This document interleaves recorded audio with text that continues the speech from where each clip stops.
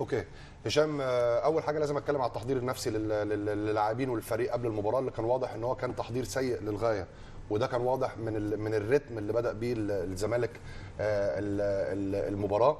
ودي نقطه مهمه جدا، لما تكون كسبان بنتيجه كبيره في المباراه الاولى، مهم جدا ازاي هتحضر لعيبتك نفسيا، وده كان واضح ان هو كان تحضير سيء للغايه من قبل الجهاز الفني.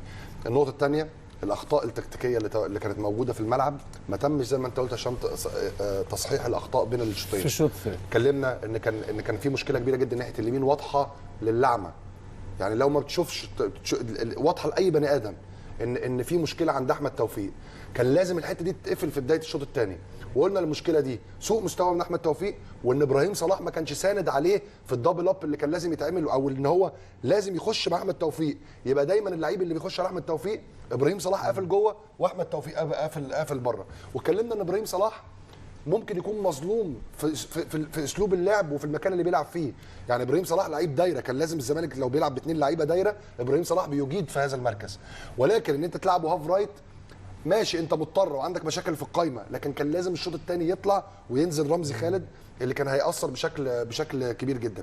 لكن النقطه الايجابيه ان بقاء ستانلي في الملعب واللعب ستانلي عنده سرعات. يعني باسم كان زعلان وهو طالع، لكن الطبيعي ان باسم كان لازم يطلع، لان ستانلي سريع جدا في المساحات، والمساحات اللي سابها الوداد في الشوط الثاني قدر الزمالك انه يستغلها بشكل جيد، وهو ده كان مصدر خطوره الزمالك في الشوط الثاني.